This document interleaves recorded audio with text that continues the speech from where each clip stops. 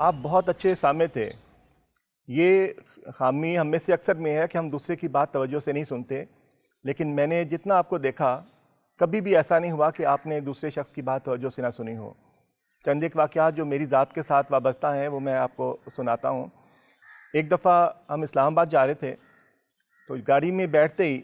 میں نے بولنا شروع کر دیا اور آپ نے سننا شروع کر دیا۔ چلتے چلتے اسلام آباد آ گیا۔ جب بیت الفضل میں آپ گاڑی سے نیچے اترے تو اترتے ہی آپ نے مسکرا کے فرمایا کہ میں آج دیکھنا چاہتا تھا کہ تم کتنا بولتے ہو، اور تمہاری باتیں ختم نہیں ہوئیں، ہمارا سفر ختم ہو گیا۔ ایسے ہی ایک موقع پہ میں ایک واقعہ ان کو سنانے لگا جو 20 مرتبہ ان کو سنا چکا تھا، تو ہنس کے فرمایا کہ یہ واقعہ تو تم 20 دفعہ سنا چکے ہو، چلو ایک دفعہ اور سنا لو۔ پھر اپنے ساتھ والوں کا اس قدر خیال تھا کہ ایک مرتبہ شام کے وقت آپ نے کہا کہ چلو تمہیں زمینوں پہ لے کے جاؤں، تو میں نے ان سے کہا کہ آپ ہمارے ناظر اعلیٰ ہیں، آپ جو حکم کریں گے قبول ہے،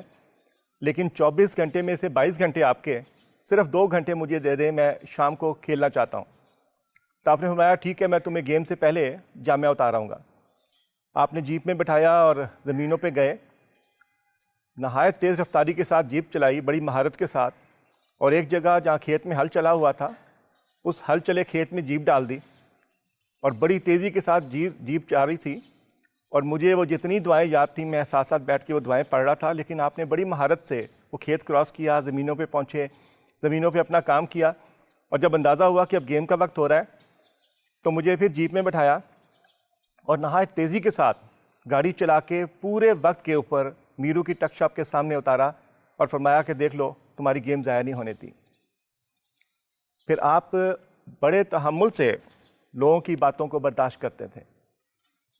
میں بہت سے ایسے احباب کو جانتا ہوں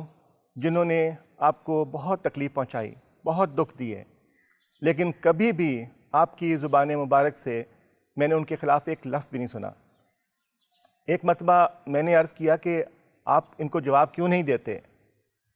تو آپ نے بڑی بشاشت سے بڑی اونچی آواز میں فرمایا کہ جب نہیں بولتا بندہ تو خدا بولتا ہے، اور یہ ساری دنیا نے دیکھا کہ جب خدا بولا 22 اپریل 2003 کو جب خدا بولا تو اس نے بتا دیا کہ جو بندہ نہیں بولتا تھا وہی خدا کا مقرب تھا۔